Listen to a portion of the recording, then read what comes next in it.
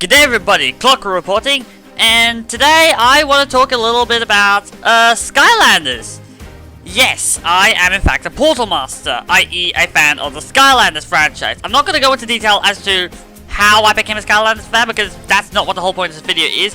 I want to talk about Skylanders as in what is coming up, i.e. the new Skylanders cartoon that is coming out soon, which will be this quadrant of the year, Q2, which will be April, May, and June, obviously.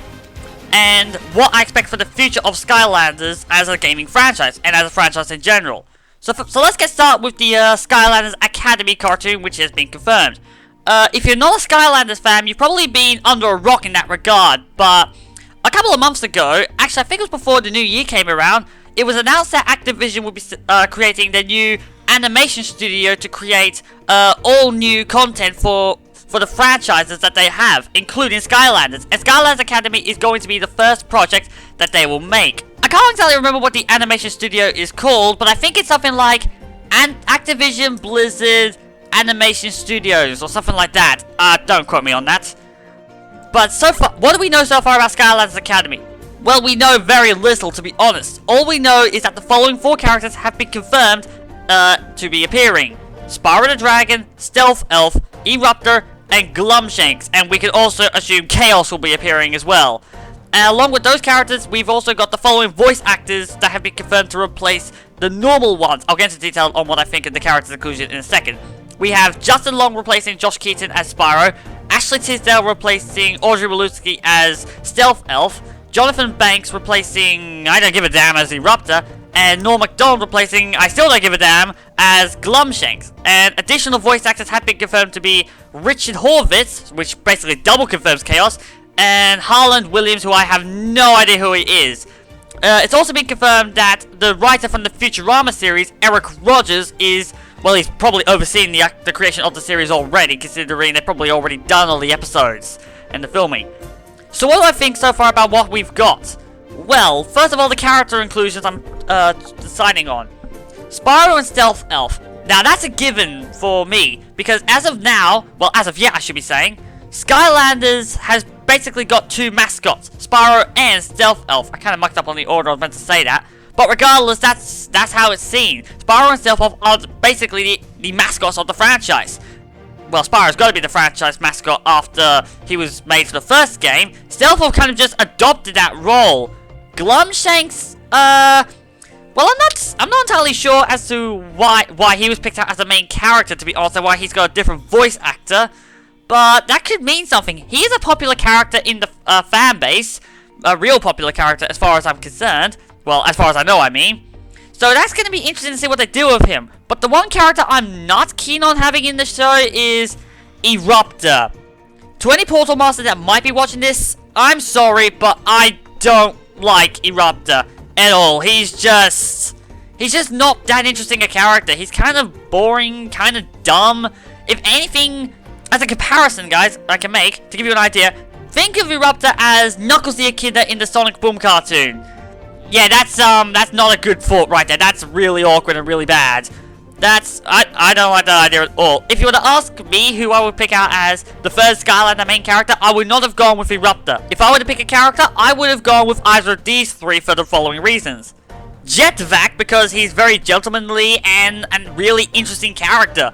Brawl, because, well, nothing short of being awesome, really, and creative. I freaking love Brawl. I love her. And then I would also have picked out Spitfire as another option, just because, well, I don't really know. It's just because it's Spitfire. Spitfire is Spitfire.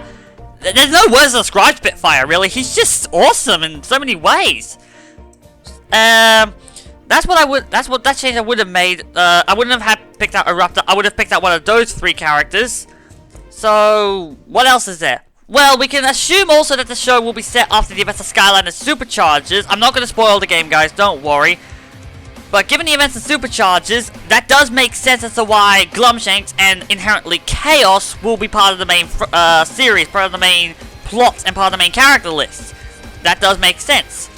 But there are 2 other characters I want to throw in there, possibly, that I want them to include, and they are the mini versions of Spyro and Stealth Elf, Spry, and Whisper Elf. And the reason why is because we haven't really seen these 2 characters and their normal counterparts, we haven't really seen them interact with each other. And out of all the characters that have mini versions, Spyro, Stealth Elf, Spry, and Whisper Elf, they're the only ones that have been given an established sort of relationship.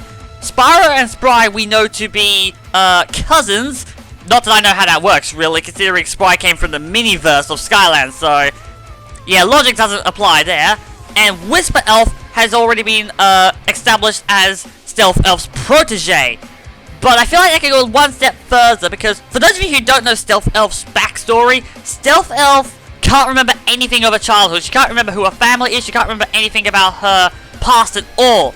And given that Whisper Elf is her mini version, there's a good chance that she's the same as Stealth Elf. She has no memory of that. So it would be interesting, I think, if they gave Whisper Elf and Stealth Elf a faux, an F-A-U-X faux that is, mother-daughter relationship. I think that'd be interesting to establish, and it'd be really good character development for both of them, especially Stealth Elf. I'd love to see that.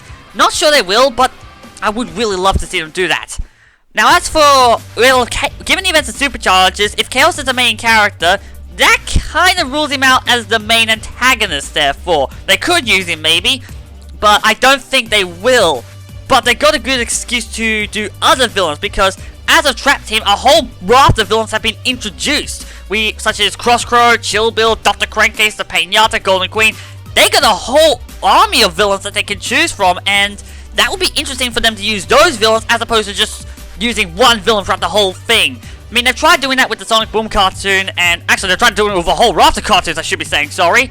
But I feel like if they did with just one villain per episode, I'd like to see them do that. Use a different villain for every episode, because then it would create completely different plots for every episode, so that way they don't have to come up with different ideas. They just have a villain that are like, right, what works with this villain, as opposed to just having one villain and going, right, what can we do that we haven't done before? That, I feel, would be a good idea. I'd like to see them do that. And the final thing I would like to see them do is, you're gonna think I'm crazy for saying this, but I would like to see them try and ship Spyro and Stealth Elf. Yeah, I know, the idea is kind of bizarre. A dragon and an elf. An elf that specializes in ninja techniques, might I point out. Yeah, that doesn't quite work, does it? But I feel like there's something they could really do here. Something really awesome. Something really special. It'd be really good to see them do that. I think they could make a really good couple if they pulled it off. I just think Spyro and Stealth Elf, they would make a good couple. And for those of you who don't know why I'm saying this, let me establish something, okay? Although Cynder is a part of the main franchise of Skylanders, the Legend of Spyro franchise is not canon to Skylanders in any way. The Spyro-Cynder relationship, it hasn't been so much as debunked, but it hasn't really been confirmed. We haven't had any establishment of them being in any relationship other than just being friends. We've got no lovey-dovey going on between those two. And for Skylander fans that know their research, what about Ninjini? Well, that hasn't been confirmed either. There's been no mention of it ever since it was referenced, ever. So we're not expecting anything out of those. Spyro and Stealth Elf, however, I feel like there's something they could really do there, and I would like to see them really make that relationship happen. I would love for them to do that. But what am I expecting for the franchise, how the show to do? Well, to be honest, I got nothing really to compare it with, to be honest. There's nothing other than the Sonic Boom cartoon, which I watch, and I do enjoy, by the way. There's nothing really for me to look at, nothing really to judge upon. Because where do we start with the Skylanders franchise? The Skylanders games don't have the Skylanders in the universe until you put them in there, so they don't really mingle with the other characters. In the books and the comics they do, but they're not animated, so there really isn't nothing we can compare the Skylanders Academy with. So that's kind of gonna leave things in the dark. So given that said, my expectations for the show, I'm setting them to low. But I've got high hopes that it will succeed. I know that kind of contradicts what I just said. I don't expect the show to work, but I got high hopes that it will succeed. I got no idea what I'm saying myself either, to be honest. But that's just how I feel. I want the show to work, but I don't expect it to work. To be honest, I'm a complete schmozzle, aren't I? But with all that said, with due respect, the cartoon is only one step forward for the franchise. What's next on the table? The only thing we got confirmed so far for the franchise is that Toys for Bob will be making the next game in the Skylanders franchise. My opinion, what am I expecting? Honestly, I'm not really that hyped for it. I'm kind of worried and I'm pretty scared about the game that they're going to be developing, to be honest. And why is that, you may be asking? If I'm a Portal Master, shouldn't I be really hyped for the next game? Well, here's the reason why. At the current state of the franchise, the Portal Power is dead, thanks to the plot of SuperChargers. There's no way they can use the Portal Power now. There really is no excuse for them to use the Portal Power either. And frankly, they're going to be running out of ideas. I'm out of ideas. I can't think of anything for them to do. I legitimately cannot think of anything. I can't think of any new ideas. And at any rate, it's a bit of a gamble continuing the franchise with the Portal Power, since they're getting muscled out. Thanks to the introduction of the Amiibos, the Disney Infinity, and the LEGO Dimensions. The problem is, these are things that people grew up with. They grew up with Nintendo, they grew up with Disney, and LEGO, so that's going to tap into their childhood. Skylanders, the only thing that taps into people's childhood there is Spyro, and frankly, people don't like the new Spyro that much. I'm getting more accustomed to Skylander Spyro's design, if I'm honest, but a lot of the people I know are not happy with it, so that's a bit of a problem. And the problem is, if they with the last game, the problem was, with SuperChargers, they undersold in their market. They undersold thanks to the market they were up against. The Amiibo figures outsold them, Disney Infinity outsold them, and LEGO Dimensions outsold them. So if they were to try and gamble another Portal Power game, they risk underselling another game and not making a profit again. And that's a bit of a problem. The only way I can accept this is if they make a real HD version of the original Spyro's Adventure. That could work, but at the same time, it could also fail. So what do I think they need to do with the franchise to move on into the next generation of consoles? Well, here's the answer I have. Get a brand new concept on board. There's so many things they can do. They got such potential. They got so many ways they can do this. They got so many great ideas they can exploit. I mean, let me illustrate a couple of ideas using just the Skylanders that we've got established in the Elite. You can have a Sly Cooper, Metal Gear-esque game for Stealth Elf, for the stealth mechanics, obviously. A hack-and-slash game similar to Dynasty Warriors or Devil May Cry for Chop Chop. A shoot-em-up game similar to Ratchet Deadlock / Gladiator for Trigger Happy.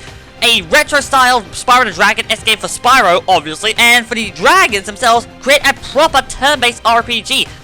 Those are just a couple of my ideas, and I really like the idea of all of them. I would love to see them try that. They can't try another Portal Power game because they're going to be making a big risk. And with it being Toys for Bob and how much they care about the Portal Power, that's got me really concerned that they're going to try something like that. But on the other hand, there is one more thing they can try that could possibly nullify all of that. They need to forget about Kaos. Kaos has done his work for the franchise. We need a new villain on board. And any Skylanders fan will agree that we need to bring back Malifaux. Legend Spyro fans are not that Malifaux, okay? This is a different Malifaux introduced in the Return of the Dragon King comic arc. Malifaux has been established in Spyro, Cynder, and Hex's backstory. To give you a rough idea of the backstory behind the characters and Malifaux, Cynder's backstory is basically the same as her Legend Spyro counterpart. Spyro's is pretty much the same, except he never faced Malifaux directly. Hex was the one who went to the underworld, challenged Malifaux in battle, sealed him away for good, but returned undead. That's the main backstory behind Malifaux. And in the Return of the Dragon King comic arc, clearly he comes back. He takes the powers of Spyro, Cynder, and Hex, revives himself, and then lays waste to the Skylander Academy, only to be defeated then by Spyro, Cynder, and the Hex, who managed to, find a way to defeat him without using their powers. That's the basic of Malifaux being in Skylanders, guys. Very basic, but also at the same time, very, very important to understand. The other thing we need to know is this.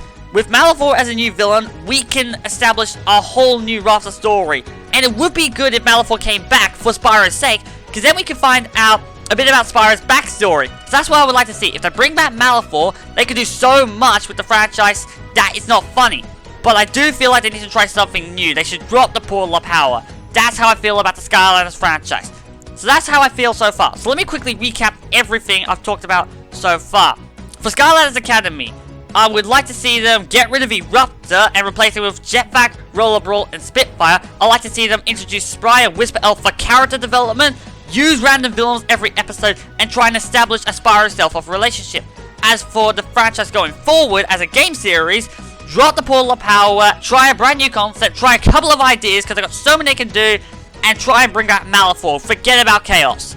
that's all I've got to say, guys. That's all I got to talk about with Skylanders. I'm the Primordial Clok-Roo, signing out.